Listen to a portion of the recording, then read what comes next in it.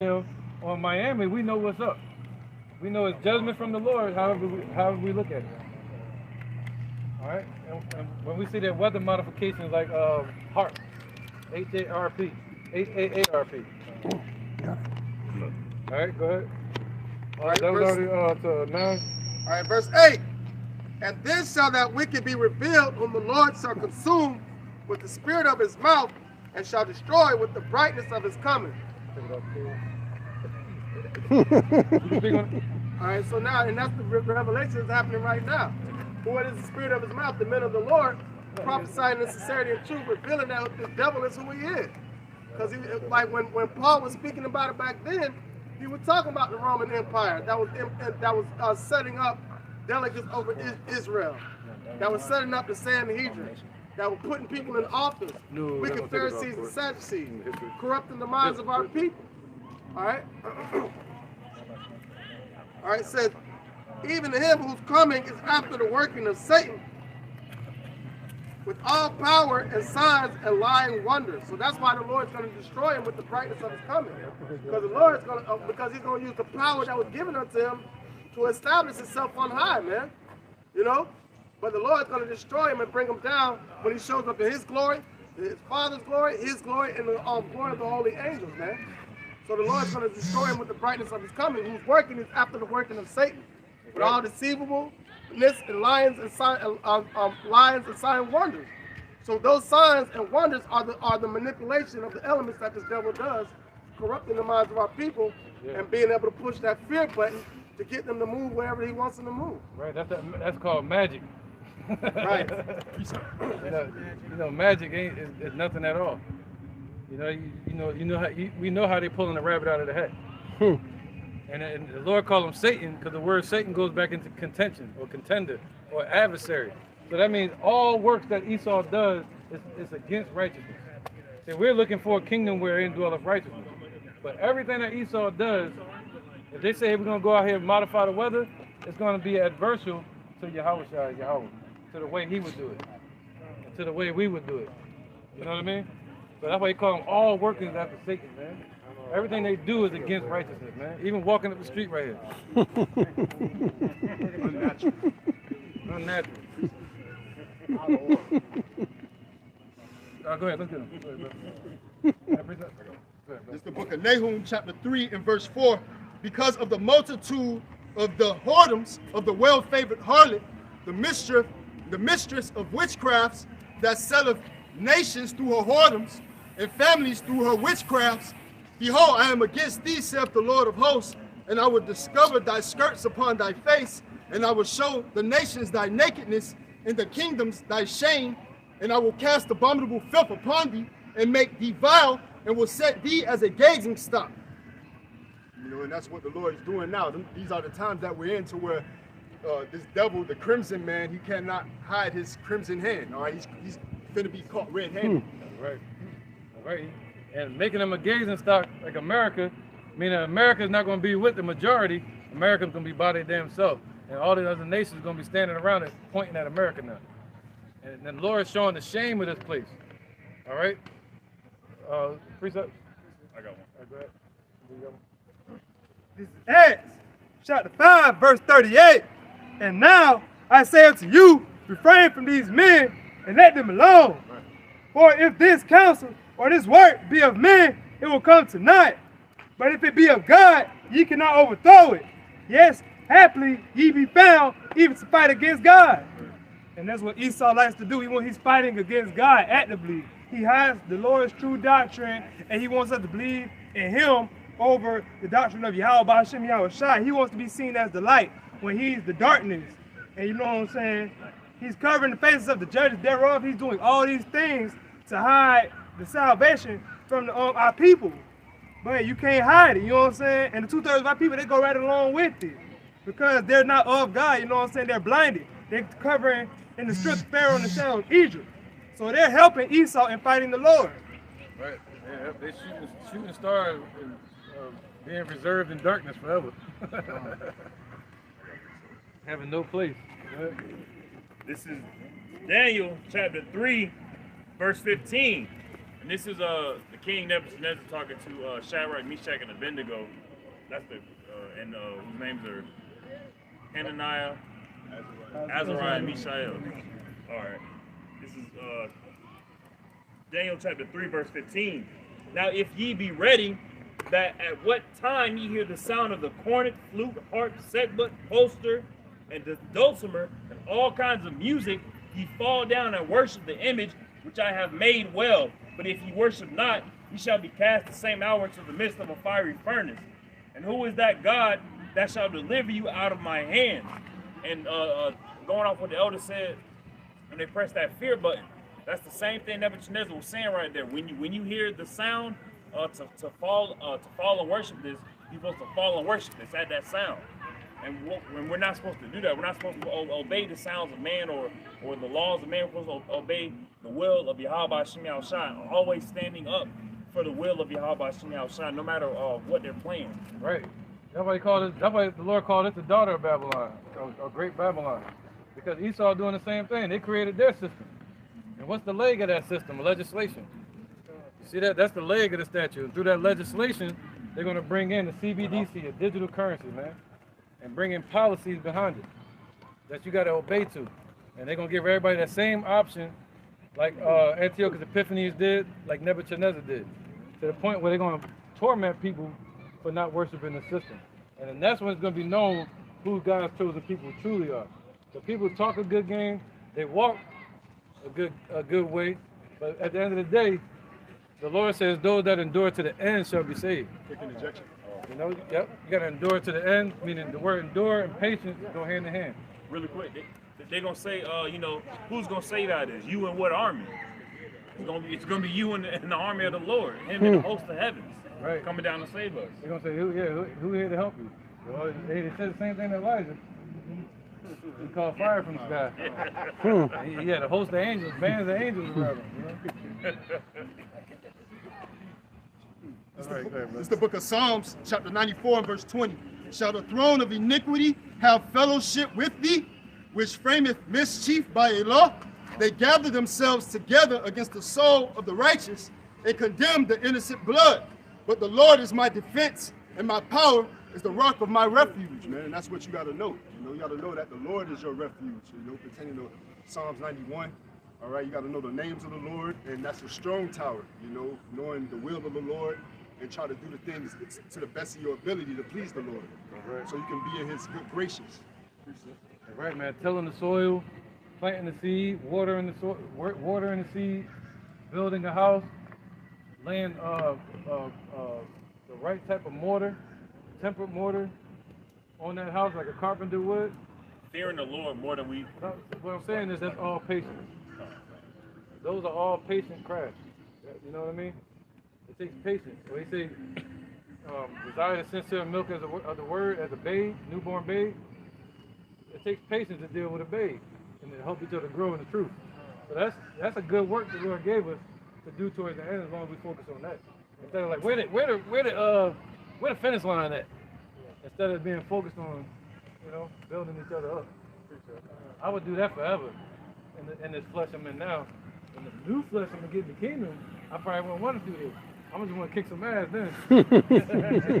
Right? In this flesh I get it. And I'm thankful for this, man. I'll do this forever. As long as the Lord allows us to breathe in these bodies.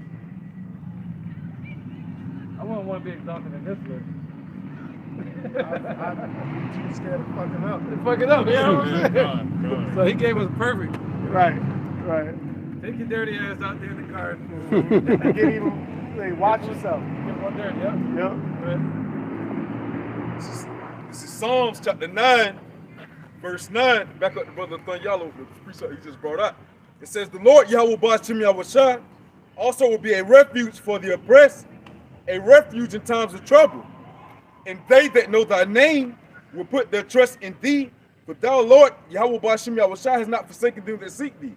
All right, also looking like the scripture says too, look at the generations of old. Has ever put their trust in the Lord Yahweh Ba'ashem Yahushua? Have any of them have ever been neglected by the Lord? No, man. You put your trust in the Lord Yahweh Ba'ashem Yahushua wholeheartedly, man. He's not going to neglect you, man. You call upon him in the times of trouble, all right, hey, he's going to hear you up, man. Whosoever call upon the name of the Lord shall be saved.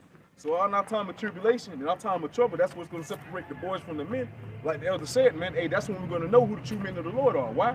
Because, hey, the true men of the Lord, Yahweh Bashim Yahushua, they're going to call upon the name of the Lord, Yahweh Bashim Yahushua. Just like the brother Canuck said earlier too, man, it's going to be a time of hope and faith that we're going to have to put forth, and we'll understand on it in that time. Man. Right, just like Peter was walking on the water. Or what happened when Peter began to look down? He started sinking. But when he kept focused on the Lord. Like Bruce Lee said, you look at the hand, you can get all the beauty that's out there. That is pointing at. You're just focusing on the hand. Focusing on the problems out here. Problem with your woman. Problem with the bills. We got to keep our eyes on the prize, man, of the kingdom. We see these things.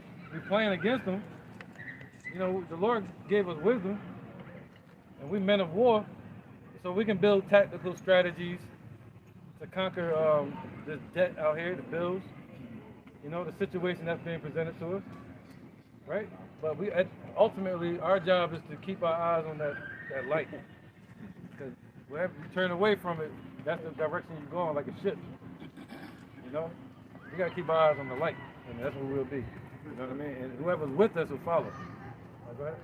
This is the book of 2 Maccabees, chapter 8 and verse 18, backing up the statements that the brother's been making.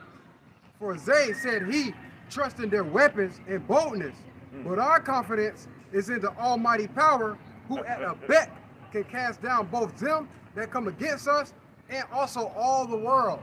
You know, straight to the point. You know, Yahweh Shem Shah can cast down anybody coming against us, anybody coming against this truth, and all the world. You know, that's gonna run and bow that need of all. All right. Yep. But the Lord said what? His word has been tried 7 times. And that's what this is about, to give praises to the Most High. That's why he raised up Pharaoh, to show his power. That's why he's raising us up, to give him praise. He don't want praise from these nations. He wants praise from us. All right? But he wanted to be right. So he's going to give us vessels so we can give him the righteous praise. You know? That's what we're created to do, give him praise.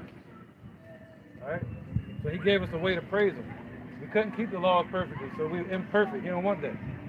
So now he's setting us up to give him perfect praise as a choir in the kingdom.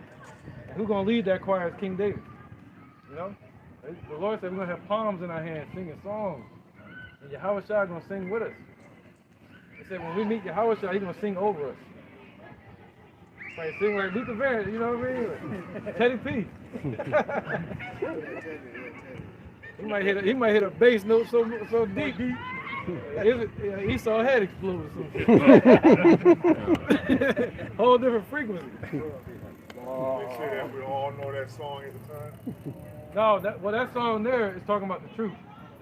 He said, no man knew that song, so that means like a past tense. So we're singing the song right now, but without words, without music.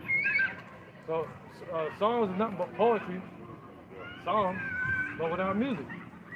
So our people were singing. We're singing right now. And the word singing just means to shout. So only ones that know this song is the elect. But in the kingdom, Yahweh Shai, whatever he gonna sing, he got a song in his heart that he gonna sing to it. You know what I mean? Yahweh Ratazah, I'll be there too. You know, just like he was talking to them at the Valley of Gethsemane. The same ones that were there, they're back here now, man. And that's why we're gathering. So we can meet him again. He said, I'll meet you in the future. You know what I mean? So he's gonna be singing, we're looking at us deep. Go ahead, brother. This is the book of Isaiah 8 and 13 and 14. Sanctify the Lord of hosts himself, and let him be your fear, and let him be your dread. Right, we don't fear man. We don't fear what man could do to us. We may fear because of our flesh, but you ultimately go back to the word to conquer that fear. And then we know action and courage and faith conquers all fear. So that's when it becomes not only spiritual, but physical. So that's wisdom, applying it to your life and conquering any fears that we may have. You know what I mean? Are you good? Y'all good? Y'all good? Y'all good? Are you good? Y'all just being seen by like 2 million people. Isaiah 8 and 14. And he shall be for a sanctuary, but for a stone of stumbling, and for the rod of offense to both the house of Israel, for a gin, which is a trap. So he's a snare and a trap to 2/3 of our people, to trap them, catch them All the ones that were going against him in the wilderness during the time of Exodus. He set it up that they could never get in this truth. So they can meet that judgment that Yahweh want to give them with fire at the end of the day. You see that? So now the Lord has finally trapped them. Found a way to trap them, man. Because when he shows up, he going to know who's his and who's not. And they're going to have that covering on them. The ones that's not covered, he's going to say, they're going to them damn demons from the beginning. They're going to them devils that was back there with Noah. Caught them. You know what I'm saying? I caught them now. So it's going to be for a trap to them. But it's a sanctuary for us. Go ahead. For a guinea and for a snare to the inhabitant of Jerusalem. Right, man. So that's like David said, let their table be made a snare. So it become a trap, it become a snare to them. All right, that was it? Yeah. That's right, man. It was Isaiah Yep. 8 and 13. Yep, and it became even more of a snare through these Christian churches. They use the Bible to trap our people. You know, teaching about hell, like it's under the earth, that you're forgiven for all things. Nah, what the hell is judgment then? Judgment time coming. You know, so we gotta try. The Lord said, because you have a little strength. You know, we gotta keep that strength. We gotta keep that patience to the end. All right, keep His ways. Let's get Ezekiel 28 and 2. And then Psalm 77 and 16. 28. Yep. We're still focusing on how Esau is manipulating the weather and trying to play God like they're God. They're going to find out in the end that they're just men. It's Ezekiel chapter 28, verse 2. Son of man, say unto the prince of Tyrus, thus saith the Lord Yahweh, because thine heart is lifted up, and thou hast said, I am a God, I sit in the seat of God, in the midst of the seas. Yet thou art a man, and not God. Though thou set thine heart as the heart of God. There you go. See that? I want to bring that out again. All right? So though they set a heart as the heart of God, they're not God. They're just men that put our people in slavery, and the Lord used them for that, to be a whipping stick against them. Now He's going to throw the whole whipping stick away. All right? Face, man. Keep going. Psalms 77 and 16. The waters saw thee, O Yahweh. The waters saw thee. They were afraid. The depths also were troubled. Right, when the Lord showed up on this earth, the depths of the waters trembled at the Lord's presence. All right, especially when He in them chariots, it caused all kind of chaos on the water. They began to move the waters according to 2 Ezra 13. Go ahead. All right. Yeah, we're going over 19. Okay. The clouds poured, verse 17. They like one of the Proud Boys. The clouds poured out water. The skies sent out a sound. The arrows also went abroad. There you go, man. Yep, the arrows represent the lightning. And the sound represents the thunder. You see that? So this is the Lord creating thunder and lightning on the earth. All right. And now, did it thunder and lightning before the flood? No. So who created that process that Esau trying to manipulate? Because there was no rain to There wasn't a cloud in the sky.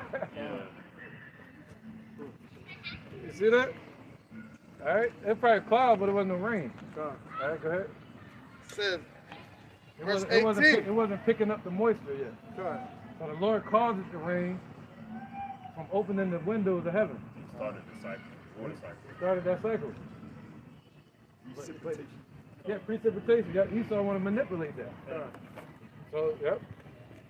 All right, the voice of thy thunder was in heaven. We wasn't walking around talking about trying to mess with the molecules in the cloud and make it rain today. Esau, Jake just said, "I'm gonna make it rain in the strip club." The voice of thy thunder was in the heaven. Right. The lightnings lightened the world. The earth trembled and shook. Yeah, man. See, the earth shake when it thunders. All right, go ahead. Thy way is in the sea, and thy path in the great waters, and thy footsteps are not known. There you go. See that? You don't even know it. The Lord the Lord's hand can be seen all around you. Because the fact that our heart is sitting here beating and we ain't making it beat. You know what I mean? And our hearts can stop at any second. That puts us in a position of hope and fear towards him. Every second. When it get quiet in the house, you finally hear that clock ticking. You know what I'm talking about, right? Every man feel that. He starts to be like, oh shit. The whole time. Yeah, I pay attention to that, man. I'm like, yo, here we go. Trying to get up and do something. So noise around here. Yeah, man. You turn something on. Good, bro. This is Isaiah 52:1. Awake, awake. Put on thy strength, O Zion. Put on thy beautiful garments, Right. O Jerusalem, the holy city. For henceforth there shall no more come into thee an uncircumcised and unclean. Right, now you got, the Lord said, we got to be uncircumcised in heart. That's what he's talking about. The uncircumcised spiritually. So not coming to this truth, you know? But he said what? Uncircumcised in heart and something else. And the unclean. And unclean. So you know, our people get clean by being baptized into this truth, you know? So the Lord said he's going to baptize us with fire. And through baptism means, the word baptism means to be submerged fully in the water. So that was the way of cleaning our people in the ancient times. Before they go to the Passover, they had to be kind of dunked in some water and keep the laws. But now, and be circumcised. But now the Lord's saying you don't have to be physically circumcised. You just got to be spiritually circumcised. You know? And be clean through him. That's why he said, nah, no longer shall come into thee, meaning into your circle, the unclean and the uncircumcised. No baptism. There's spiritual baptism. Yep, so if somebody come up and they don't know the truth or something, and we teach them, they become baptized in the name of Yahweh Bashim Al-Shai. That's the baptism right there. So that's why John, Since I know Yahweh, I'm already baptized. you know Yahweh Shai, you got to be baptized. Yahweh Shai. That's right. And then you got to walk in those steps once you know that, continue. So you're baptized. So Yahweh will look at our sins through Yahweh Shai instead of you. But if we're not under Yahweh Shai, he looks right at that person. And they got to hold their own sins. But if you're under Yahweh Shai, he said, I will give you a what? A white stone. Meaning we're going to be clean. See that? Clean and white. All right, many shall be tried and clean. See that? So, many shall be tried and made white. That's what it means. So we're being cleansed right now. In objection to the baptism. Right, man. So this is the baptism right here that Yahweh Shai came to baptize with. Not the Essene baptism with John, Yakanan. That was the introduction and the rehearsing of the righteous act of the spiritual baptism that was happening. I got some precepts lined up for this. Let's run it. Yeah, let's run it. It's Jeremiah chapter Let's run 'em 3, off. chapter 4, verse 3. But thus saith the Lord to the men of Judah and Jerusalem, break up your fallow ground and sow not among thorns. Circumcise yourselves to the Lord. Take away the foreskin of your heart, ye men of Judah and inhabitants of Jerusalem, lest my fury come forth like fire and burn that none can quench because of your evil doing. So basically, that's the circumcision of the mind that Paul was talking about, speaking to the spiritual circumcision and cutting out the foreskin of the heart, meaning remove the thoughts of this world from your mind and think spiritual thoughts. All right, somebody bring out that on. All right. It's the book of Zechariah, chapter 13 and verse 1. In that day there should be a fountain open unto the house of David and to the inhabitants of Jerusalem for sin and for uncleanliness. And it shall come to pass in that day, saith the Lord of hosts, that I will cut off the names of the idols out of the land, and they shall no more be remembered.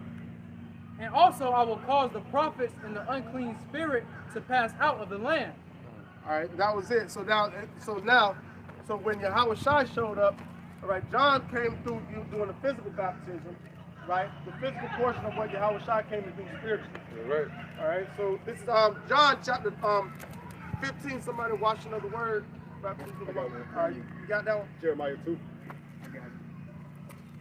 Real quick. This is Ephesians chapter 5. I'm going to start at verse 26. That he might sanctify and cleanse it with the washing of the water by the word, Boom. And so that's the spiritual baptism, being washed by the word. But Yahweh Shai had to come speak the word in order for us to be cleansed. All right, this is John chapter 15, verse 1. It says, I am the true vine, and he is the fountain that was opened unto Jerusalem for sins and uncleanliness. And we're going to be washed through him. That's why the elder said, to know Yahweh Shai, all right, is to be cleansed. Because you can't know Yahweh without knowing Yahweh Shai. We're not worthy to come unto him. We got to go through his son. All right? It says, John 15:1, it says, I am the true vine, my Father is the husbandman. Every branch in me that beareth not fruit, he taketh away. And every branch that beareth fruit, he purgeth it, that it may bring forth more fruit. Now ye are clean through the word which I have spoken unto you. So that's how we became clean, through the word that he spoke unto us, him being the living word. It says, verse 4, abide in me, and I in you. And as the branch cannot bear fruit itself, except it abide in the vine, no more can ye, except ye abide in me. So we ain't gonna be able to bring forth fruit unless we're cleaved onto the branch of the true vine, which is Yahweh Shai, which is gonna be brought to as a. All right, so we're bearing fruit. So the first fruits, he's going to present the first fruits unto Yahweh, and we want to be a part of that now. Because everybody else has to be born in through the first fruits, because they're going to be destroyed on this time, because they weren't worthy of the spiritual baptism. Yeah, they're going to be the seeds that come from the fruit. Right. Got a precept. And you have one, Nathaniel? Go ahead. Jeremiah chapter 2 and verse 20. Verse 21, yet I have planted thee a noble vine, wholly a right seed. How then art thou turned into a degenerate plant of a strange vine unto me? Right, he said he planted us a noble vine, wholly a right seed. Meaning all of our nation is supposed to be holy. The whole nation was supposed to be this noble vine. But we changed it to a strange and degenerate plant, all right, by following after idols. So now we have to be brought back through righteousness through Yahweh Shai. And that's the only way for us to come back. Be able to call upon him, and he bring us to the Father. For though thou wash thee with nitrate, and make thee much soap, yet thine iniquity is marked before me, saith the Lord, Yahweh Ba'ashem Yahweh Shai. So even though John was given the physical baptism, he still was preaching Yahweh Shai. He was still preaching Yahweh Shai. You can wash your body off all you want to. You can still come up out of the water the same ignorant dummy, wicked dummy you was before you got dunked into it. So through the spirit of Yahweh Ba'ashem Yahweh Shai, we are made clean, man. And it changes your whole mindset. You no longer want to be conformed to this world. You no longer want to have the thoughts of this world anymore. You don't want to partake in the bullshit that goes on in this world. You begin to become a new creature in Yahweh Shai. That's what the term born again comes from. All right, being born all over again into righteousness. And we get the physical sense of it when he shows up with the new body. So we'll never sin again. We'll never go off. You can hand them over quick, brother? Yeah, come, go ahead. Yeah, this is the book of 1 Timothy 6 and 12. Fight the good fight of faith. Lay hold on eternal life, whereunto thou art also called, and hast professed a good profession before many witnesses. Right, and you just say what you got to read more. That's part of building your arsenal. That's how you fight the good fight of faith. You're not going to step into a war without the proper attire, the proper ammunition. You're going to make sure your gun locked and loaded. And this is the only firepower we got. The only thing we need. You know? All right. Hold on 1 second. Well, real quick. I just want to back you up before we get far from the point. Okay. With us being cleansed. Okay. And our people being sick from head to feet. Okay. You know? Meaning from the top of our people to the lower of our people, meaning the poor or whatever, you know? The prophets or whoever, we were all wicked. But now to nullify that, to cleanse that, we have to go through Yahweh Shai. But without Yahweh Shai, they still live up under this. It says, Isaiah 1 and 6, from the sole of the foot even unto the head, there is no soundness in it, but wounds and bruises and putrefying sores. They have not been closed. See, they have not been closed. Neither bound up, neither mollified with ointment. See that ointment? Remember the Lord said that put eye salve upon thy eyes? That eye salve, that anointing, that ointment is Yahweh Shai. See that? So we had to deal with him. You know, so other than that, our people are still sick. Yeah. They haven't been cleansed yet. You know what I mean? Bakar had one. Bakar, then, Yeah, and then, This is Acts 11 and 16. Then remember I, the word of the Lord, how that he said, John indeed baptized with water, but ye shall be baptized with the Holy Spirit. Just backing up the brothers on the that not being that the dunking of the nitrate, but more so of the spirit and the words of Yahweh by Shem Yahushua. Because somebody could dunk themselves and with the Christian churches and and stuff. You said, do you try to cleanse yourself with nitrate? Nitrate was that soda water. You can dunk somebody. You can dunk some of our people in white vinegar and baking soda. Ain't gonna cleanse them. That's a good way to clean your food too. yeah. Baking soda? Yeah, and the pipes at the house. I use that as drainer. Yeah. This is Isaiah chapter 55, verse 1. The point is at verse 3. Oh, everyone that thirsteth, come ye to the waters, and he that have no money, come ye buy and eat. Yeah, come buy wine and milk without money and without price. Wherefore do ye spend money for that which is not bread, and your labor for that which satisfies not? Hearken diligently unto me, and eat that which is good, and let your soul delight in its fatness. So right, we got to eat this whole truth. Eat this whole roll. There's wisdom, knowledge, understanding. In verse 3, and it says, incline your ear and come unto me, hear, and your soul shall live, and I will make an everlasting covenant with you, even the sure mercies of David. Just backing up the statements that the brothers made. Soul shall live. So we living right now. We alive with Yahweh, man, but we dead in the flesh. That's great, man. That's what we got to think about every day. And that's why the Lord tells you, let go of the flesh. And that flesh is dead. It's dead. If we hold on to, why you want to hold on to a dead thing? We're revived, we're quickened through the Spirit. So we were walking around here dead at one point in time. Those that water out of the way out of knowledge, wisdom, understanding shall remain in the congregation of the dead. So 2/3 of our people are dead. They walk around here zombies. But we're alive through the Spirit of Yahweh by Shem Yahushua. We hold on to that. And that carries on with us from body to body. But if you're trying to hold on to the flesh, you're going to go right down to the grave right along with it. I got to die with the flesh. Right. Sorry, go ahead. This is going off what you said earlier, brother. Revelation chapter 1, verse 3. Blessed is he that readeth, and they that hear the words of this prophecy, and keep those things which are written therein, for the time is at hand. So reading the scriptures more, praying more to the Father, that's the number one thing that's going to help our people. All right, and you might see some people. Oh yeah, I read the Bible front to back. They might have read, but they weren't blessed because they didn't keep those things which are written therein. They didn't follow the laws, statutes, and commandments of the Lord to the best of their ability. They didn't pray to the Lord, and when they read, they didn't have the spirit of sincerity and truth. So yeah, I can try to people sin out their lives. yeah, And I bring up stuff that I just learned from y'all. Say, did you know this was here? Ain't that something, But I man? read the Bible.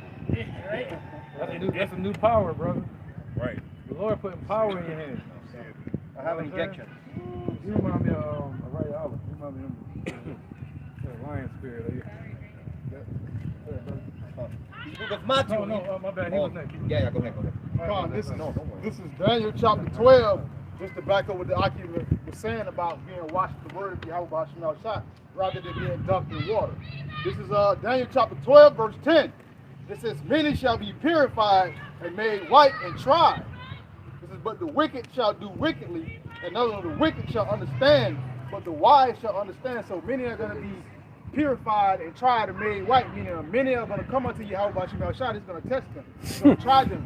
He's going to make sure that they're quality or meat for use. They're going to be washed with the spirit of Yahweh by Shem Yahushua, which is the truth. Not to be made white like Michael Jackson. They're going to be made white by this truth, and the Lord is going to try them and he's going to test them. He says, but the wicked shall do wickedly. And we already see what's going on with the wicked. They're going to do wickedly, and they're not going to understand why they're doing wickedly. But it says the wise are going to understand. Those who pick up on the words of Yahweh by Shem Yahushua, they're the ones who's going to understand. They're the ones who's going to be washed by the word. They're the ones who's going to be baptized by the spirit of Yahweh by Shem Yahushua, which is the spirit of truth. Right. Prophets. The wise ones are those that hear the word and increase in learning. Yep, that's us. And they shall attain unto wise counsel. And then we become part of that counsel. one drop of the water gets dropped into that ocean, it becomes part of it. You know, the river. It becomes part of that body of water. And just thrive off that desire you got, bro.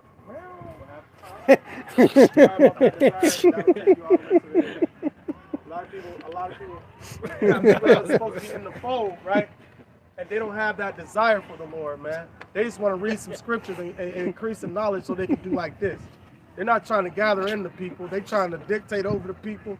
And hold on a second now. But anyway, they're trying to dictate over the people. They're not really trying to. They don't have what it takes to be a man of the Lord. Because you see it like Yahushua, when he was on the scene, he washed the disciples' feet. You know what I'm saying? He came in riding on a donkey. We're talking about the Son of the Most High, man. Has power of the whole universe, not just the earth, the whole universe. Power over existence was given unto him. You know what I'm saying? For him to come and as a humble servant, meaning whereas he came serving unto us, ministering unto us, so we will have a way.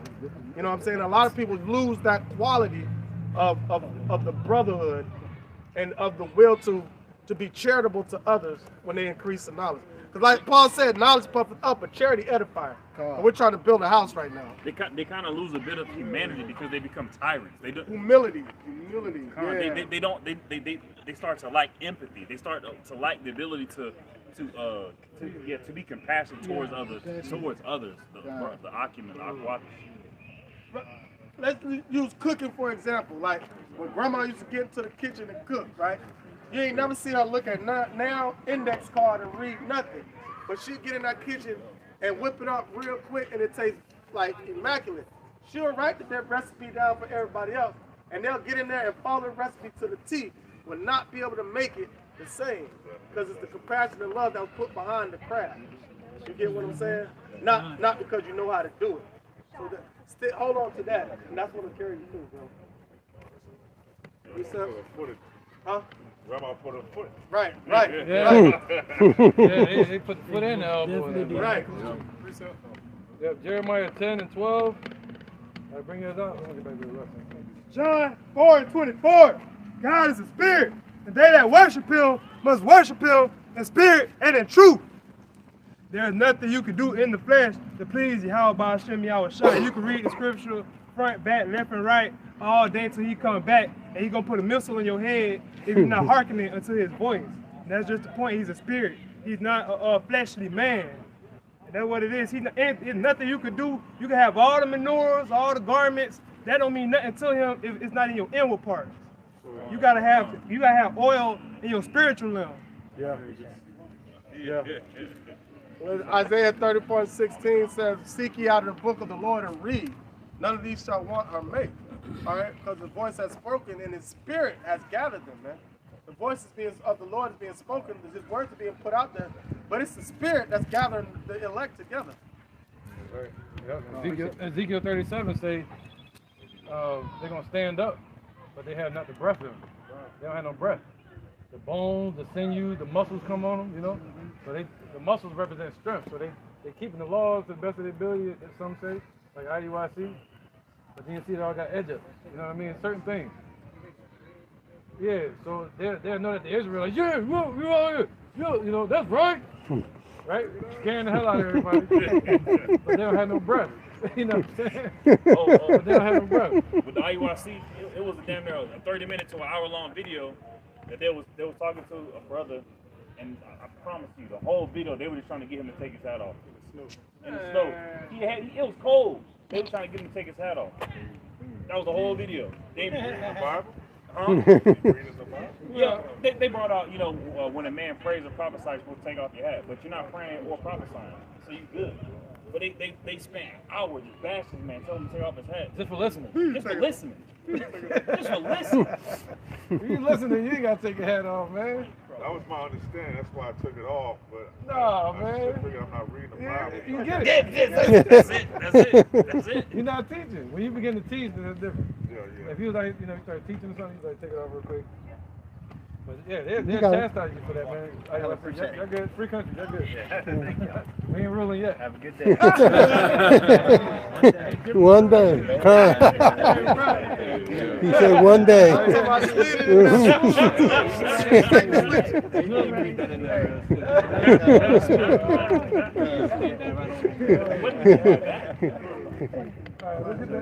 Jeremiah 10 and Jeremiah 10, 24.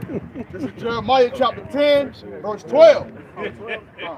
It says, He has made the earth by his power. He hath established the world by his wisdom. Right. So Esau know that. Esau trying to copy it. They can't do what the Lord did. They can't go create an earth. They're trying to find earth. That's why they make the metaverse. It's like, They trying to go ahead, no, go no, ahead. that's why they make the metaverse. They make the internet. They make, oh, you can come into this world. Da, da, da, da, da. I gotta think and think. Like H2O, we all got the formula, but can't nobody make none. You know what I'm saying? That's what Esau trying to do. He got these formulas and everything, but he can't really make what the Heavenly Father has made. It takes a certain level of wisdom, knowledge, understanding, and power to be able to do these things. Esau lacks all of that. And discipline. Yeah, that was a joke my mom used to say. She said, God told man, make me another man. He said, I can do that. He said, well, you gotta get your own dirt. You gotta find your own dirt. You gotta get your own dirt. Hey, yeah, get your own soul. You gotta make the soul and put it in there. Yeah. Put that in. All right, look at that was it, all the way 13. No, this is verse 13. It says, when he uttereth his voice, there is a multitude of waters in the heavens. So when the Lord uttered his voice, you know the Phoenician, but it's not Phoenician because that gives honor to the Phoenicians, but the Lashon Kodash, meaning the holy tongue, what we call Paleo-Hebrew, the word Paleo just means ancient, you know, Hebrew goes back to Ibar. So when we speak those words, that's speaking life, man. That's why they say in the prologue of Sirach, it says there's no power in any other language but in the Hebrew. That's power, man. We're speaking life. We're speaking their destruction as well. And even our prayers are physical. Let's get that, Revelation 5. Your prayers are a physical element and being built up as wrath. And the Lord, Yahweh, is going to send that wrath through Yahweh onto this earth. We're going to prove it. Our prayers are physical elements. Watch this. I mean spiritual, you know, spiritual. 5:8. It's Revelation chapter 5, verse 8. And when he had taken the book, the 4 beasts and 24 elders fell down before the Lamb, having every one of them harps and golden vials full of odors. Oh, see that? So this is out in the heavens. So they fell upon the ground. There's a ground out there. And he said, right, it's crazy. And he said, full of odors, right? Which are odors, meaning not odors like stink, but odors meaning like fragrance. Yeah, go ahead. Which are the prayers of the saints. Whoa, so that's our prayers. So the angels got our prayers and they giving them to the Most High. And they being collected and stored up. What you praying for? What am I praying for? Let's get that in Revelation 11 and 11. Revelation chapter 11, verse 11. It says, and after 3 days and a half. 13:11. 13:11. Here's the face. Yeah. And I beheld another beast. 10. 10. Verse 10? 10. Yeah, 10, 11. What? 13 and 10. 13 and 10. Revelation chapter 13. We'll get it right. Revelation chapter 13, verse 10. He that leadeth into captivity shall go into captivity. He that killeth with the sword must be killed with the sword. Here is the patience and the faith of the saints. So this is our prayers, man. We're praying for this. So our prayers are literally being kept by the Lord. And He's going to send that down in fire on His earth. Woo! Book of Psalm 141. Yahweh. No, yeah. Lord, Yahweh, I cry unto thee. Make haste unto me. Give ear unto my voice when I cry unto thee. Let my prayer be set forth before thee, and incense, and the lifting up of my hand as the evening sacrifices. Right? Yeah. Go, y'all can break it down. Come on. Reread it one time. Okay, read it again. Psalms 141:1. It was right though. He say, "Let my prayer be set forth before thee as incense." So, hey, the prayers before the Heavenly Father as an incense, man. Just speaking on the odor, the odor. Yeah, that's right. Somebody get James 5:4. And that becomes a sweet savor unto the Lord because guess what? When he went unto Moses, what did he say? He didn't say, I see what's going on with my people. He said, I have heard the prayers of my people by way of their taskmasters in Egypt. Meaning we heard our afflictions because we were crying out unto him. Right? He sees what's going on the earth, but he wants us to cry out to him and ask for deliverance. Yeah, but that's why Yahweh said, pray without ceasing. Pray on this manner, I mean. James 5:4. James chapter 5 and verse 4. Behold, the hire of the laborers which have reaped down your fields, which is of you kept back by fraud, crieth. And the cries of them which have reaped are entered into the ears of the Lord of Sabaoth. Right, so he say what? The ones that are held back by fraud, that's us. We've been held back through the dollar, and we reaped down all their fields so they can build on it. We went through all that slavery, and they took no account of our labor, but the Lord did. He know all the slaves that don't have names on the tombstones. You know, they got blank tombstones with slaves. Unmarked graves. But the Lord know their names. They ain't keep no account of their labor. They're not keeping no account of this labor. You see that? But the Lord said what? He said, the cries of them have entered into the ear of the Lord of Sabaoth. And the Sabaoth don't mean Sabbath like ISUPK teaches. Sabaoth means army. So he's the Lord of armies, and he actually heard our prayers now. And those cries that we're crying out to him, and he's tired of the flesh, right? That's his spirit groaning. Like Paul said, seeking to be clothed with that heavenly body. You see that? So all those prayers are being heard, and the Lord going to answer our prayers. And they're being bottled up. That's what I got. You got that? Yeah. Revelation 8. This is the book of Revelation, chapter 8, verse 3.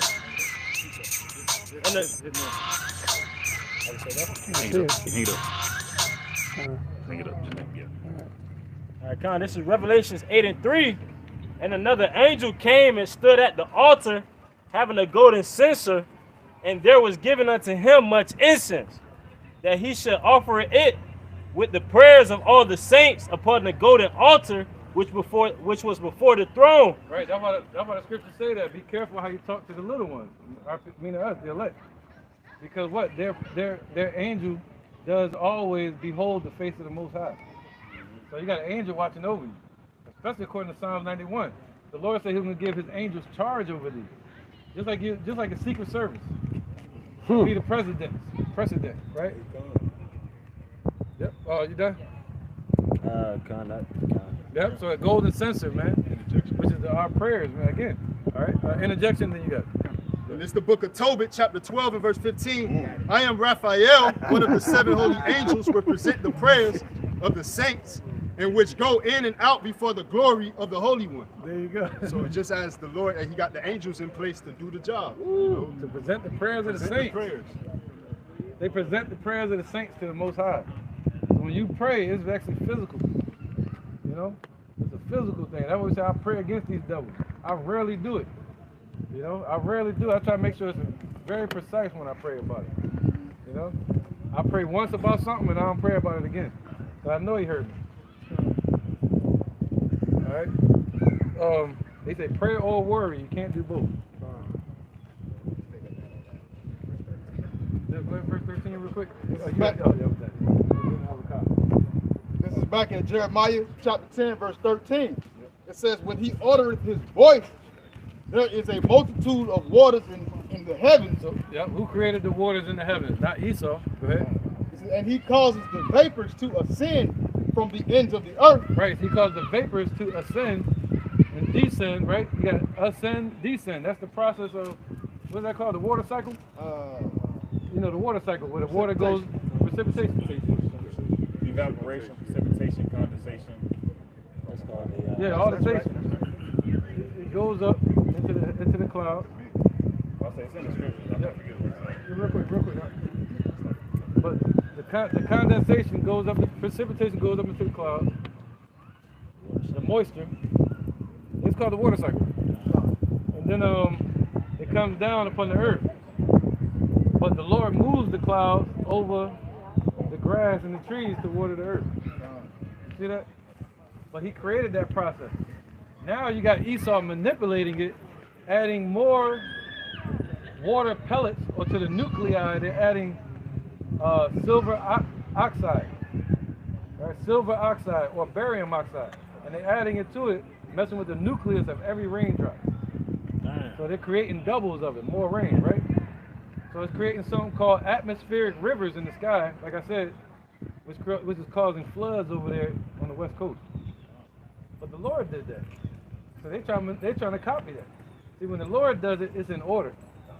See, Esau does it, and they use it as a weapon. You see that? All right, go ahead. Just like the Lord created the heat from the sun, but he created the firmament so the sun doesn't burn us up right now.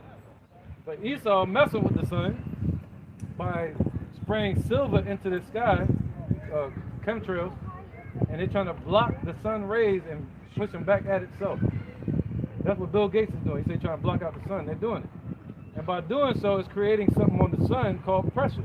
And that's creating what? Coronal mass ejection, CME, you know, which is blasting out sun rays at the earth, causing what? Space weather to be all over the place. Space weather affects Earth weather in the troposphere. The troposphere being the lowest level of the firmament. So that affects that. It heats up the Earth or cools down the Earth. Heating up and cooling down is what moves the air, oxygen around the Earth. See that? So they're affecting space so it can affect Earth. And by doing so, they're going to say what? Global warming. There go their plan. And they blame it on us. And because y'all breathing. Stop breathing so damn much, the Earth will be all right. So that's what they're saying. They're saying they're going to trust science. They're going to choose the Earth over the people. So they want to kill off the people and enhance the Earth. Really, they want to manipulate the resources. So they're affecting space weather to get everybody to move in fear upon the Earth. Right, bro? That's why you get all these floods, man. It says he maketh lightnings with rain. Right. So the Lord made lightning with the rain. And bringeth forth the wind out of his treasures. Right. And he brings forth the wind out of his treasures, meaning where did the wind come from? And where is it going? You know? Once the Lord let that air, that oxygen go into the earth, it's been moving around ever since. So who can tell which way the wind is blowing or where it's going? You know? They can tell what direction though. Esau got all kinds of radar now. But back in the day we couldn't. You know, you ain't know. We didn't know. So the Lord, that's one of the Lord's treasures, the air, the oxygen that we breathe. And Esau want to manipulate that. Or destroy it, really. By pollution. Go ahead. Let's get Genesis 2 and 4. Right, our God, Yahweh, and his son, Yahushua, a so-called black man, created everything. Isn't that crazy? Genesis. Right, according to the book of Colossians, he created everything that we can see and that we can't see. Yahweh gave Yahushua the power to create everything. Genesis chapter 2, verse 4. Right. These are the generations of the heavens and of the earth when they were created in the day that Yahweh power made the earth and the heavens. Right. So the powers right there, it would say Elohim. It wouldn't say, we say God created the heavens and the earth. It's not singular where it says God. It's supposed to be plural. It says Elohim created the heavens and the earth. You know, Yahweh gave the order to Yahushua, the carpenter. Yahushua, the builder, just like Solomon. He built the earth through the angels and himself. And we were there. And we're building it again right now. And we're going to build it again in the kingdom. Same one. Right? So the generations of the heaven and the earth. So this means the geno, meaning where it was generated from, the beginning. Right? So just like you trace us back to the beginning of our genes, the earth and every tree that you look at has a beginning point. So there was one tree that populated and made all these trees. Man. You know, just like man upon the earth. And, during the time of what's his name? The Tower of Babel. Nimrod. Yeah, there was like 800,000 people on Earth. And then later on, it turned into millions. And they started increasing more and more. All the way until today, it's billions. Adamites. The Adamites, that's right, Adama, meaning from the ground. But the Lord chose one person of those people, called him Adam, and he chose him and gave him the understanding of that time. You see that? He put him in the land of Nod, which is the land of Edom. After Noah. This is before Noah. This is Adam. So he took Adam and placed him in the land of Nod, which is originally called the garden. Which was originally called the garden, and the earth is called Eden. You see that? So the Lord took the Lord took this man and separated him from humans and put him in this area and said, I'm gonna deal with you there. And that place today is basically the same land we call Jerusalem. All right, so Abraham was buried where Adam was buried at. So let's keep going. Let's get we already read it, Genesis 2 and 4 all the way to 6? No, I didn't go to 6. First, Genesis 2 and 5. And every plant of the field before it was in the earth. Oh, before it was in the earth. So the Lord created the plants before they was even in the earth. So he's the bearer of that seed. So he created the element of it before it was even in the earth. He created it. Go ahead. And every herb of the field before it grew. And before it grew. Yep. He already had it in his mind. For the powers had not caused it to rain upon the earth, and there was not no man to till the ground. See, it hadn't rained yet. You see that? And there was still not a man to till the ground, meaning also to teach the people. All right, that's what we're doing today. Breaking up the fallow ground, tilling the ground, tilling the soil. And that's Yahushua today. He's the second Adam from heaven. The first Adam came from the ground. The second Adam coming from heaven. You see that? All right, so we still got a tiller of the ground. That's Yahushua. All right. That was it. But he hasn't caused it to rain yet. So who created rain? Who can make the sunshine? Sprinkle it with rain? The candy man.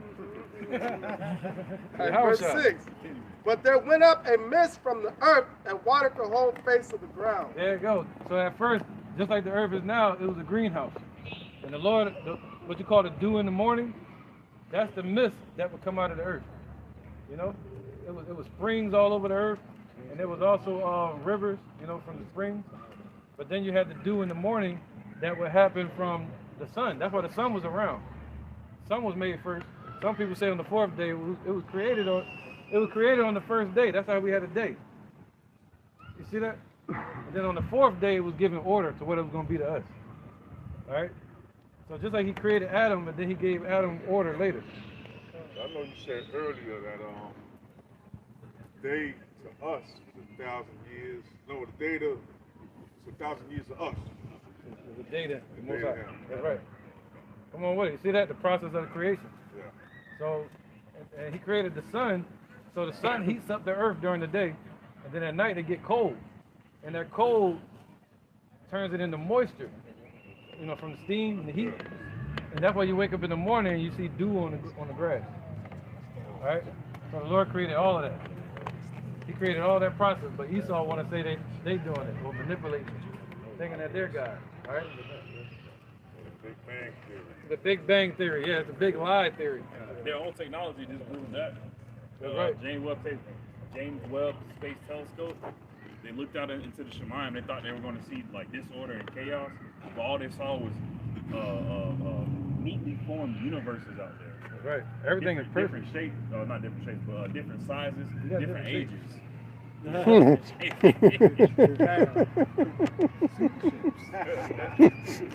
got that.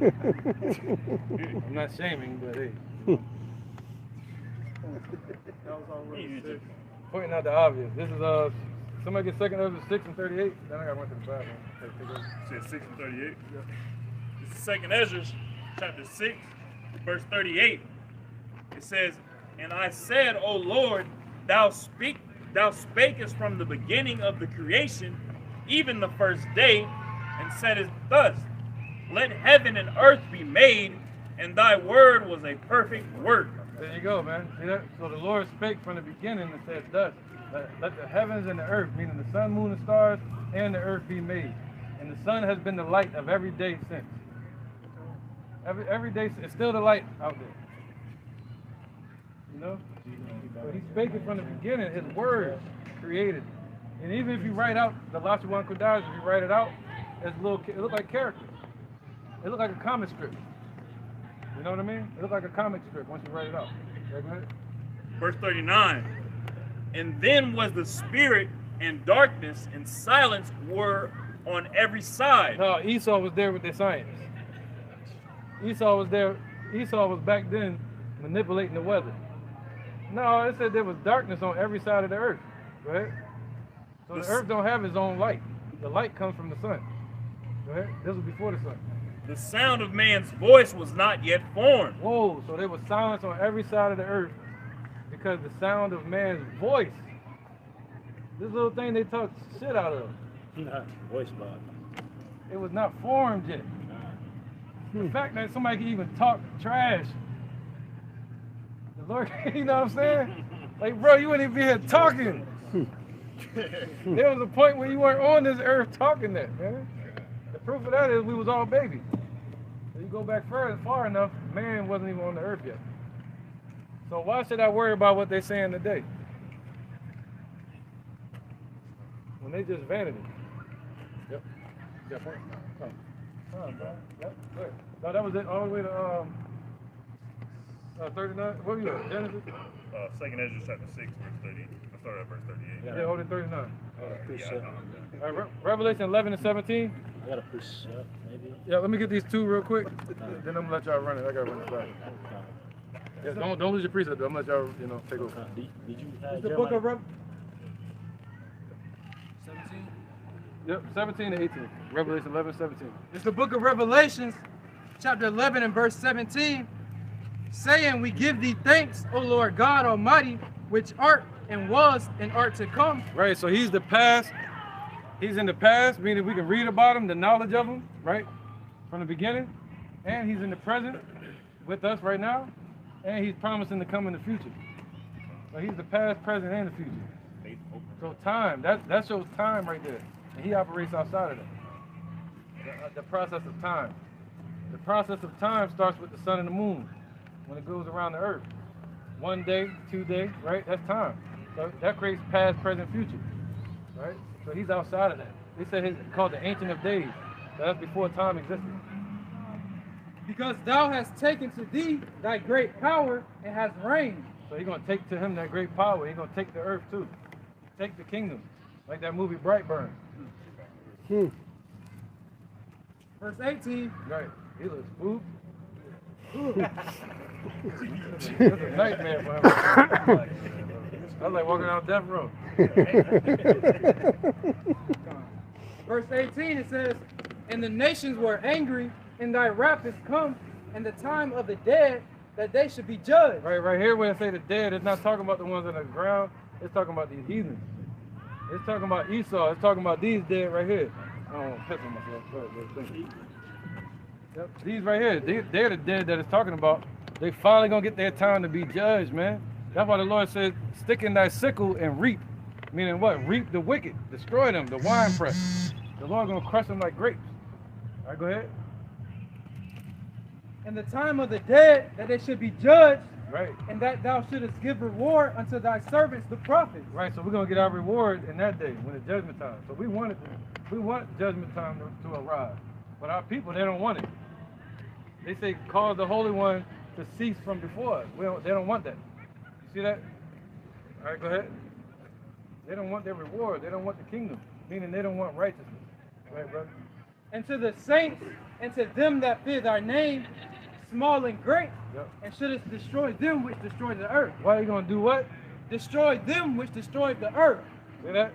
So the Lord going to put an end to it when they're going to be, when the heathens begin to get judged.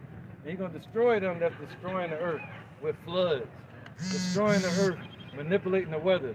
They're going to destroy the earth even more with the ICBM missiles and war. You see that?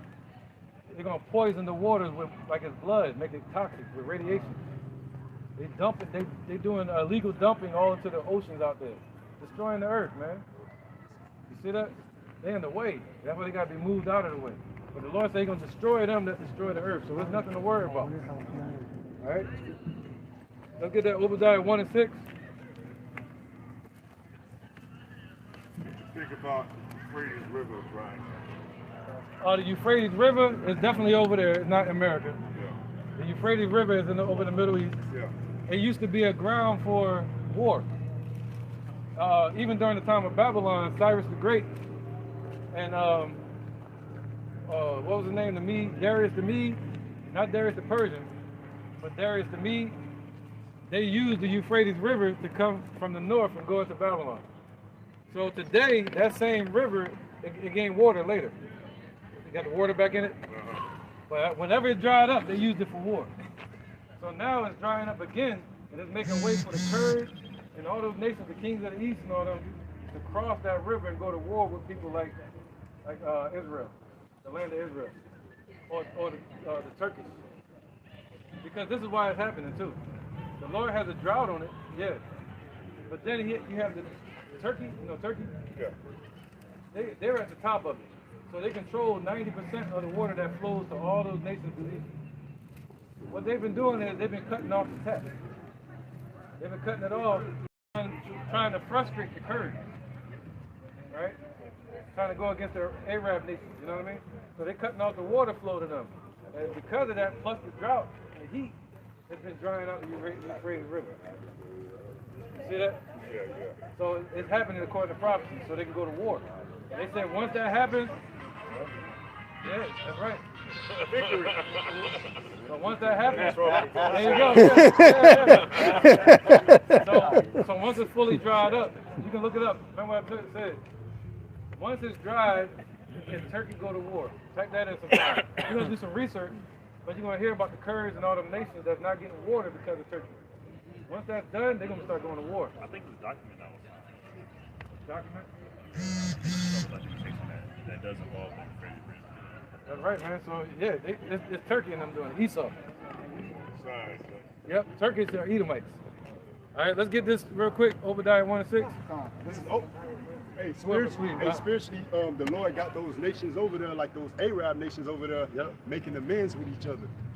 So just as the water drying simultaneously, they making amends. The Sunni Muslims versus the Shiite Muslims, they end up going to turn on. Because, and that started in Revelation 9 when it speaks about World War II. After World War II, that's when they started going into the Middle East, breaking up all their families. Russia started taking people. America started taking people. Russia took North Korea. America took South Korea. See that? So they went over to the Middle East and started doing the same thing. You know what I mean? Separating everybody over there. China, they take Taiwan. That's right. Yeah, they took Taiwan. That's right.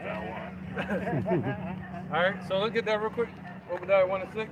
This is Obadiah chapter 1, verse 6. Right. Then 2nd Ezra 16 and 61 all the way to 64. It says, how are the things of Esau searched out? How are his hid things sought up? Right, so this is one of his hidden things that they're doing in secret, weather manipulation. And the Lord blessed us to be able to have the understanding and know about it. And they're being sought up because the Lord is searching them out. As with the candles. Let's get that real quick. Go to 2nd Ezra, let's get that. 2nd Ezra, chapter 16, verse 61. All the way to 64, man, because the Lord created them. And He created their thoughts. So let's see what it says. He made man and put his heart in the midst of the body. Right, so the Lord created the human and He put a heart in the midst of the brain. I mean the body, not here, but here. This is a heart. The word lahab, it means your brain, or your mind. So He created man and put a mind into that body. Go ahead. And gave him the breath of life and understanding. Yeah, a little clearer that part. It said, and gave him breath, life, and understanding. So He gave man breath, life, and understanding on either side. Esau and us. You know, Esau has their worldly wisdom in these nations, and we have the wisdom through the Lord.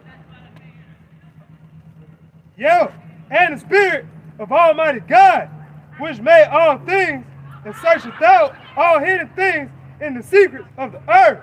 Right, that's right. We see that Hamite looking all bugged out and shit. You saw walking around like a caveman. The Lord created him. All right, our God created him, the perfect enemy. See, what do you call that? A WMD, a weapon of mass destruction. Esau. Yeah. Surely he knows your invention. So the Lord said He created man. So surely He know their inventions. Want to see that, Babaka Shah? So the Lord said, surely He knows their inventions, that they're trying to be God, that they're manipulating the weather, that they're creating these ICBM missiles to destroy man.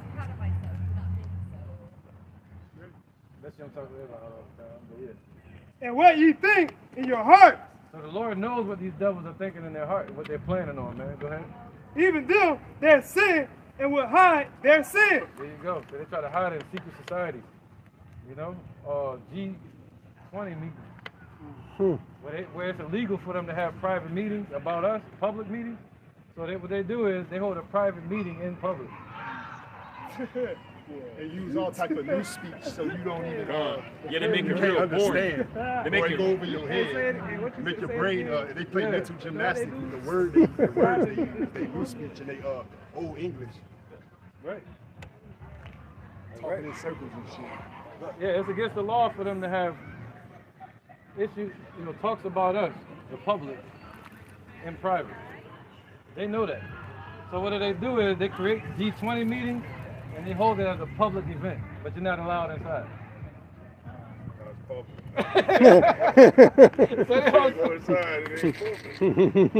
You see the they make it like the brother was just saying. They use new speech and a whole bunch of words you don't understand, and they make it really, really boring. They make it really, really. You know how Esau do. He gets and this day they make it really, really boring. So you can so you'll miss the information that is detrimental to this society, to people in this society. And then you got the scriptures speak on how their tongue shall fall upon themselves. You have like their own people who are gainsay against them. You got people like Alex Jones and the quote unquote conspiracy theories that like Alex Jones, they was at these secret meetings, standing in front of the Bohemian Grove, trying to catch these elitists and these CEOs of these top companies going into these meetings and stuff like that. So they even have their own people who not only seek to please the poor, but their tongue shall fall upon themselves. They start speaking against their own people, or their own wickedness of their own people, This is 2nd Ezra 16:64. Therefore hath the Lord exactly searched out all your works, and he will put all you to shame. And that's what the Lord is doing. He's shining the spotlight on these devils right now, putting them to shame. But their shame ain't going to be manifested and brought forth until He shows up. All right, it's being spoken about right now, but only the elect are going to believe it. Everybody else is just like how we bring this stuff out and call them the devil. You have 2/3 of our people that'll take up for them. See, you're spreading hate. Why don't you just try loving everybody? The scriptures say don't trust your enemy. The problem is our people don't know who their enemy is. You know what I'm saying? So the Lord has put the spotlight on them, making them a gazing stock on throughout the whole earth. But our people are so stupid they can't see it. So go ahead. And then Esau, he's so full of pride. The Lord gonna fight. All right, we're gonna go get a Space Force for that. He think he has a fighting chance with a spiritual man. Esau, the pride is hard to see to him. He's in derision. Right, and the Lord's going to keep him in that derision because the Lord, anybody in their right mind, well, he ain't going to have no right mind. But if he understand and he was the wicked, right, it would be everything would be different. So the Lord has to keep them in that frame of mind all the way to the end, till judgment, everything to be revealed. And then they're going to know, oh, we them people. And they're still going, according to Revelation 16, they still going to hold on to that pride, even when they're in slavery for thousands of years. So, yeah, go ahead. This Job 18:14, his confidence shall be rooted out of his tabernacle. You're speaking on pride. And it shall bring him to the kings of terror. All right, so now his confidence is going to be started rooting out of his tabernacle. So he's in a good place, right? He's set up a nice little home spiritually for himself with this system that he has set up, and it works, and it conforms to his will. But as soon as the system starts to crumble, right, it's going to make him rise up to his feet. As soon as he sees these other nations, right, rising up against him, he's going to rise to his feet. That's how you see China rising up. That's why you see Iran rising up. That's why you see North Korea rising up. Because these nations are getting tired of the bullshit that America has to offer, Esau has to offer. You got something to say? Con, basically just what you were saying, what you had to say. Oh, Con. That was it? Con, All right. Yeah, precept. God. This is the book of Jeremiah, chapter 10, verse 12. He hath made the earth by his power. He hath established the world by his wisdom, and have stretched out the heavens by his discretion. All right, and the Lord did all that. And you got Esau, who's trying to make it seem like he could do the same thing, so to speak.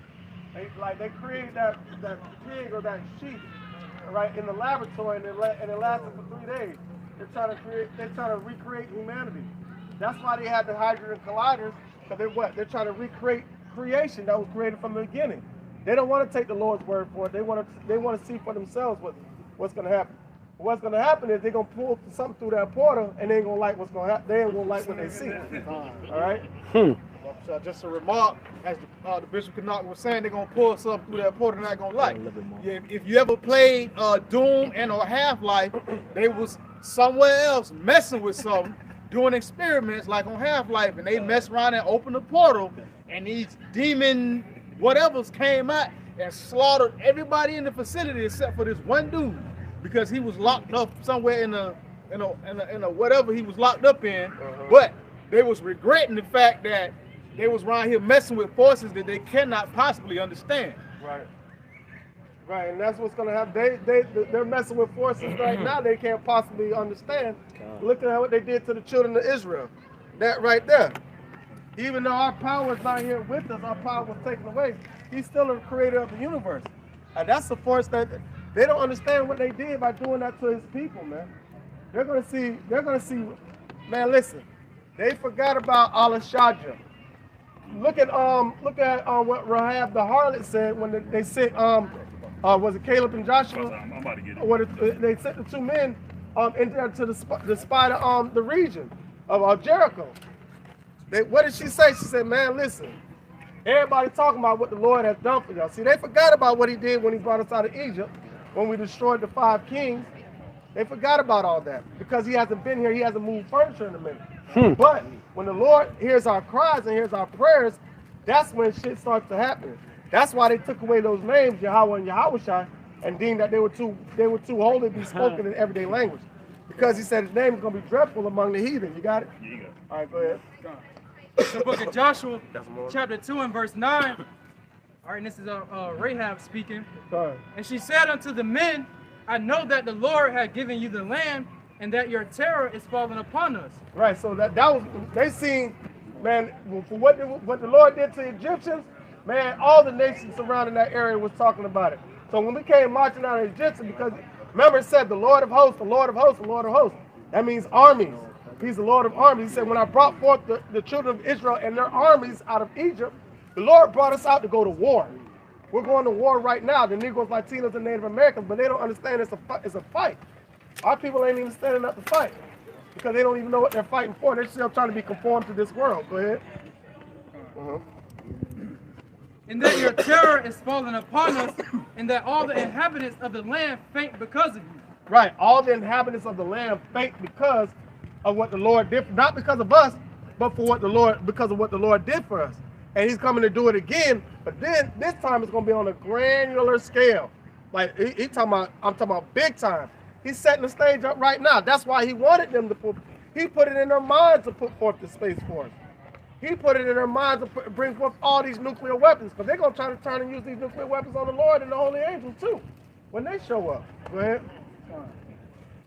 Verse 10, for we have heard how the Lord dried up the water of the Red Sea for you when you came out of Egypt. Right, when he parted the Red Sea for us to pass through, and he brought it back together to destroy the Egyptians. Go ahead. And what ye did unto the 2 kings of the Amorites that were on the other side of Jordan, Sihon and Og, whom ye utterly destroyed. And as soon as we had heard these things, our hearts did melt, neither there remained any more courage in any man because of you, but the Lord your God, Yahweh Bashem Yahushua, he is power in heaven above and in earth beneath. Right, so that's how, and that's another thing that's going to bring terror on these nations when they see these prophecies coming to pass, and they see the children of Israel rising up, because we're going to get spiritual powers before the Lord gets here. So he said, in the day of thy power, thy people shall be willing. So we got 1 or 2 people, that come by and listen while we're teaching. But when this during the time of Acts, when Peter and the apostles of Paul, they were showing forth their spiritual powers, doing miracles and stuff. So it said, in the day of thy power, thy people shall be willing. So you're going to see thousands of people converting to the Lord just because of what they see the men of the Lord, the abilities that they have. You think about all these superhero movies, they get all that stuff from the scriptures, man. They get it from the scriptures. We're the true Marvels characters. We're the true Avengers. We're the ones that are deemed to have spiritual enlightenment from Yahweh Bashem Yahushua. But it was cut off through corruption. Imagine with the corrupt minds that we have right now because of sin, if we had those powers. We had those powers in Genesis. The giants, we were the renowned men at that time. No, Anunnaki, those are the sons of Enoch. Those are just tall-ass Hamites, Manute Bol. Those are those individuals. Goliath, the seed of God. David conquered. David was big, but Goliath was like about 10 foot tall. They were big men, but the giants, the sons of God that we're talking about was us. Yasha Allah, he is a prince of the power. So they try to take it and falsify it, try to deem to go towards their philosophies and their false fables. But we had the power back then, but we didn't have the mindset for it. Now he's building our minds spiritually. That's the ultimate power. The physical power comes after, but if you control the minds of the people, you control the body. You don't have to use brute force. Like I tell my son, anytime you have to get into a physical fight to get your point across, that's because you lack the wisdom to do so. So he's given us the spirit to be able to move mountains, man. We ain't got to touch nothing with our hands. All right, you have some more on that? God. This is back in Jeremiah 10 and 13. When he uttereth his voice, there is a multitude of waters in the heavens, and he causes the vapors to ascend from the ends of the earth. He maketh lightness with rain and bringeth forth the wind out of his treasures. I guess that was it. That was it? Right. So somebody else got a precept before I call it up. Any more precept? Revelations 11. What verse? I think 4. Right. Because the Negroes, Latinos, and Native Americans are the Israelites of the Holy Bible, man. The Most High is Yahweh's chosen people, man. Father's name is Yahweh, his son's name is Yahushua. You need to know this. America's about to be destroyed. This is the book of Revelations 11 and 4. These are the 2 olive trees and 2 candlesticks. Start at 3 real quick. Verse 3, and I will give power unto my 2 witnesses, and they shall prophesy 1,260 days clothed in sackcloth. All right, so we're prophesying 1,360 days of clothed in sackcloth. All right?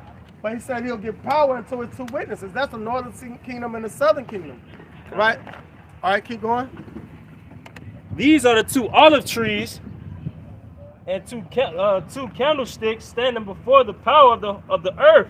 And we stand before Yahweh Bashem Yahushua, the power of the earth, and righteousness.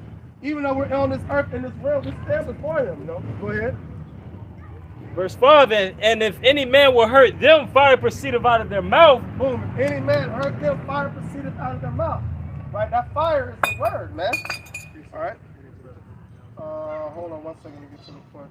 And devour their enemies, and if any man will hurt them, he must in this manner be killed. All right, so now, with that being said, we're still prophesying, we're still being persecuted, but that still has to live out. The Lord is going to destroy them for touching the apple of his eye. All right? But not by might. We ain't going to be able to, we ain't doing it like this, we're doing it like this. We're tearing this kingdom down from the inside out. It's being done by Yahweh Bashem Yahushua. Go ahead. This is Jeremiah chapter 5, verse 14. Wherefore, thus saith the Lord Yahweh, Bashem Yahushua, God of hosts, because ye speak this word, behold, I will make my words in thy mouth fire, and this people wood, and it shall devour them. And so we're devouring. We have nothing to devour these nations before. We try to do it with the Black Panthers. We try to, after World War II, we developed the Crips and Bloods to protect the neighborhood. But what happened with that? We let Esau infiltrate that. Now it turned into straight corruption. Now what started to protect our neighborhoods is killing each other with it. All right, you got everybody trying to claim some kind of set some kind of a gang or whatnot, just so they can just so they can have backup. So when they look at their brother in a negative light, because they want to kill him. You know what I'm saying? That's what it's set up for now. Oh, Go ahead. Also going off what you said earlier, the rulers of this society don't have to show their hatred and aggression towards us, because the system does it for them. And going off what the bishop was just saying, when we try to build neighborhoods and communities and stuff like that, they'll build a highway smack dab in the middle of it and fuck it up. Right. And what do? Those people on that side, they claim that set, and the people on this side of the highway claim this set. We're no longer united anymore. We're divided through one single highway. All right, that's how ignorant and corrupt. But it comes to the system does it for us. All right, our people don't want to. They want to gain to increase in wickedness. They don't want to gain to increase in righteousness, because if you want increase, this is the way to go. But our people want to stand on the block and sell poison to our nation to keep us suppressed. Go ahead. Yeah, we talking about the gang talk. They had an episode of the Boondocks. Riley joined a gang, and they gave him a chain. And then he got his chain snatched. And he went to go tell his people. They were like, Riley, why you ain't tell us? You know you ain't got to handle nothing like a man. And that's what they do. They want to hide behind each other. They want to build, you know what I'm saying, 45 behind each other, like strength in numbers versus strength in your true power, y'all by Shem Yahweh Shai. Right, that's where ultimate strength comes from. Like they look at the gun as powerful, but if you don't pull the trigger, that gun's gonna sit there and not move. It's the person behind that's holding the gun. All right, why not put the gun down and pick up this? This right here is ultimately power. That's why they took it and corrupted us and corrupted our minds, so we wouldn't be able to understand. But the Lord preserved a select few that were going to be able to understand and decipher the words that are being spoken. All right, jump down. Graves. Yeah, you bring it out and bring that out. Give me a second, bro. All right, I'm going to jump down to Revelations 11:9. And there the people and kindreds and tongues and nations shall see their dead bodies 3 days and a half, and shall not suffer their dead bodies to be put in graves. God, just going into our people not having that rest. All right. Right. So now, not having that rest, meaning we ain't had the truth. We ain't had no power. And the truth is what was going to lay us to rest. Can you imagine? During, the 70s, the 60s and 70s, when we had the Black Power movement going on right now? You know what we also had going on around that time? So you had the rise of Islam, you had the Civil Rights Movement, you had the rise of Africanism, Black Power. You had all these things going on at one time. Then you had this one dude in Harlem, coming from Connecticut to Harlem, all right, part of the Commandment Keepers, Abba Bivens, right, teaching the word, the truth. That's when the truth started. He came. He was Elijah. All right, back. He said, "I saw somebody get Malachi chapter 4." God. Yeah. God, Malachi 4. All right, this is the book of Malachi 4:6. And he shall turn the heart of the fathers to the 5. Behold, I will send you Elijah the prophet before coming of the great and dreadful day of the Lord. Hey, and if you go back to, I forgot what it's one book in the I don't know if it's Matthew or Mark, but it's one where Yahweh Shai said, when they asked him about Elijah, and he said, I said, Elijah has come. Yes, Elijah has come, and he shall, basically say he shall come again, right? And that was Abba Bivens coming in these times to give us acknowledgement of the truth, man. Because we didn't have that before. We had all of our people rising up around that time trying to find establishment in this system. But what was Abba Bivens doing? Separating us from this system, like the Lord was doing in the beginning, like he did with John. John went out into the desert of Qumran, where the Essenes used to dwell at. He said, because he didn't want to deal with the bullshit that was going on with the Sanhedrin, that had the wicked scribes and Pharisees. Go ahead. It's, Matthew chapter 17, verse 11. It says, and Yahweh Shai answered and said unto them, Elijah truly shall first come and restore all things. But I say unto you that Elijah is come already, and they knew him not, but have done unto him whatsoever they listed. Hey, you see, you heard what Yahweh Shai said? Read it again clearly so you know. Yahweh Shai said Elijah shall surely come. Go ahead. All right, this is Matthew 17 and 11. It says, and Yahushua answered and said unto them, Elijah surely shall first come and restore all things. But I say unto you that Elijah is come already, and they knew him not, but have done unto him whatsoever they listed. Likewise shall also the Son of Man suffer of them. All right, so now, in these times, those same people that persecuted Elijah back then, or John the Baptist, are going to be able to do the same thing, and they're going to persecute the men of the Lord like they persecuted the Lord back then. So as our Bibbins came, preaching the truth, restoring the heart. Somebody back to the Malachi. Was. All right, go ahead. Malachi 4:6. And he shall turn the heart of the fathers to the children, and the heart of the children to the fathers, lest he come and smite the earth with a curse.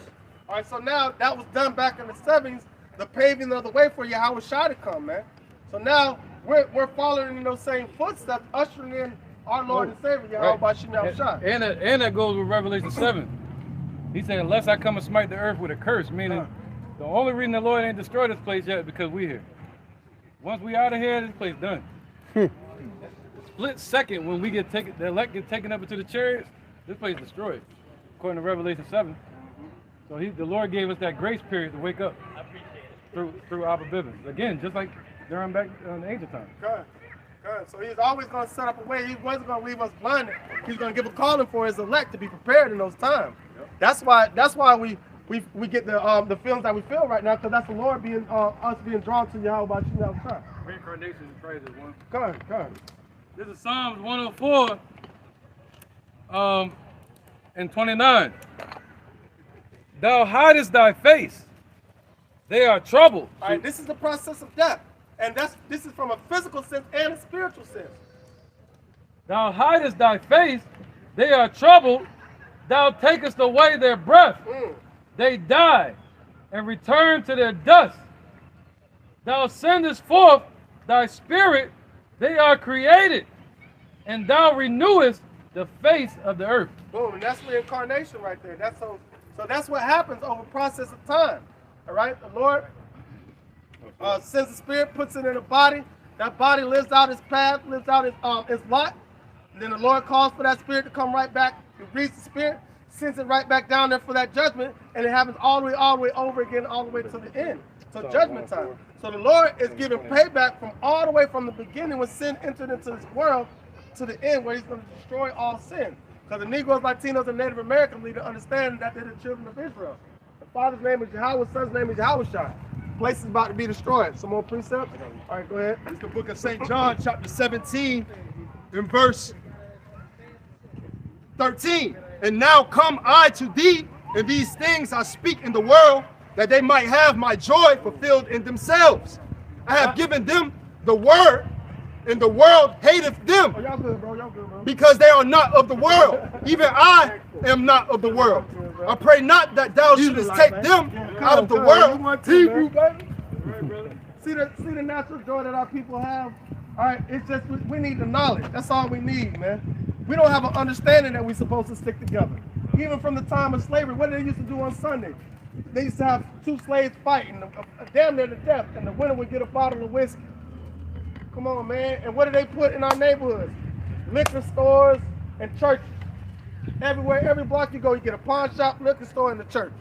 Keep going. And it's back at St. John 17 and verse 13. But the Lord is giving us separation from that. You know? The Lord is giving us separation for that because we don't want to. Now, instead of standing on the corner selling dope, now we're standing on the corner giving hope. You know? But that's not. This is what they're afraid of. As long as we're in the hood selling drugs and fighting and shooting guns, the Esau is satisfied. But when he sees the setup of Yahweh Shai, that's what brings fear, because guess what? We're giving our people hope, and the world has never been able to give them. Not Martin Luther King, not Marcus Garvey, not Malcolm X, not what's the leader of the Black Panthers? Huey P. Newton. None of these individuals were able to give our people hope. It was false hope. But true hope was given. It was started by Abba Bibbins, who was Elijah. Go ahead. It is St. John 17 and 13, well 14. I have given them the word, and the world hateth them, because they are not of the world. Right. Even I am not of the world. Just like how Yahweh Shai wasn't of the world, it's that separation that's being shown forth to the rest of the world. That's why your friends don't want to mess with you no more. Your family don't want to mess with you no more. Because who are you to rise up over them and claim to be the man of God? Go ahead. I pray not that thou shouldest take them out of the world, but that thou shouldest keep them from the evil. Right. So now you go into the hoods, right? Our people, they want all the smoke until it's time to be a man of the Lord. They don't want none of the smoke, right? So the Lord say he gonna give his people all the smoke. He gonna put us in the midst of the danger. He ain't finna take us away from the danger. He finna keep us right there in the midst of the danger to show his power. To show his power. Hananiah, Azariah, and Mishael, they were thrown into the fiery furnace. When they were brought out, they didn't even smell like smoke. Come on now. Wrap your head around that one. But our people want all the smoke though. They don't want what Esau's coming to bring. They don't even know what this devil coming to bring. This devil used genetically modified mosquitoes as a weapon. Come on, they don't even understand their enemy, but they around here toting guns, talking about they want all the smoke. They spinners and all that. Go ahead, bring it out, bro. This is Jeremiah chapter 4, verse 22. For my people is foolish. They have not known me. They are Sodom's children. They have none understanding. They are wise to do evil, but to do good they have no knowledge. Right, they have no knowledge to do good at all, man. If our people understand what they're doing, mind you now, Esau ain't the only one that touched the apple of his eye. Mind you, 2/3 of our my people have risen up as the enemy. Hey, the Lord got a target on 2/3 of our people, man, for touching the apple of his eye. Proverbs 11, Proverbs 21 and 16. The man that wandereth out of the way of understanding shall remain in the congregation of the dead. Right. The man that runneth out of the way of understanding shall remain in the congregation of the dead. That's why King David prayed and Saul in the book of Psalms. He said, hide not thy face from me and take not thy Holy Spirit from me, man. Because when the Lord turns his face, yeah, you physically die, but when he turns his face from you, you spiritually die too. That's why when he said, when he turned his face from us, how did he do that? He got us out of his land. We were exiled out of that land because we were corrupting the land because of unrighteousness. So now, okay, you want to have unrighteous dealings? Go be amongst the unrighteous people, because you're going to be scattered throughout the four corners of the earth, and you're going to be under servitude under all these other nations until I bring you out of that bondage. One more precept for you. Go ahead. This is Jude 1 and 13. Raging waves of the sea, foaming out their own shame. That's Jake. Right. Wandering stars, to whom is reserved the blackness of darkness forever. Just like a shooting star that runs around in the dark. But what does a settling star does? It sits there bright as I don't know what, twinkles right there for your eyes, so you can see it every day. The Lord put, like the elder explained in this lesson, the Lord put the constellations up there for us to see on a daily basis, to understand, to see what his work, what he did. All right, what happens when a star loses its power? It starts shooting and dies off and goes off into the abyss. Yep, that's them wandering out of the way of understanding. Good. All right, this is Micah chapter 2 and verse 8. Even of late, my people is risen up as an enemy and pull off the robe with the garment from them that pass by securely as men averse from war. Right, and our people used to truly do that. They used to snatch the robe off people, all right, and go and sell them. But from a spiritual note, all right, our people are doing that now. If 2/3 of our people really understood who they were coming against when they go up against their own people, they fear Esau more than they fear the Most High. They fear Esau more than they fear the Most High. How can you have no consciousness or fear in your heart to kill something that looks just like you? That's self-hate. And our people don't even recognize it because their mind is so gone and they don't even know how to get it back. They got to come through your house by Shimon Shai to get it back. Some more Right, yep. He said, what? As men averse from war. Gone. I mean, somebody coming back from a war, they don't want to fight no more. Gone. And that's Jake. They don't want to fight anymore. They crouch down like an old lion. So, yep, go ahead, brother. This is the book of Luke 1 and 17. And he should go before him in the spirit and power of Elijah, Silakia, to turn the heart of the father to the children, and the disobedient to the wisdom of the just, to make ready a people prepared for the Lord. Right, and that's what John the Baptist was doing. Right, he paved the way for Yahweh Shai to show up. That's why he spoke. He that come after me, whose shoes I can't even latch. But and that was the spirit of Abba Bivens when he came and set up the elder apostles like Apostle Tahar on down to the men of righteous men of GMS and the elders that follow in those footsteps. You know, so that's how the setup was put together. So understanding that we have no power without Yahweh B'Shem Yahweh Shai. We're not going to be able to tear the system down without Yahweh B'Shem Yahweh Shai. Because the Negroes, Latinos, and Native Americans need to understand that they're the children of Israel. Father's name is Yahweh, son's name is Yahweh Shai. America's about to be wiped completely off the map. It said it'd be more tolerable for Sodom and Gomorrah than it shall be for this place. You got one? Okay. All right. You got one? Any more precept? None?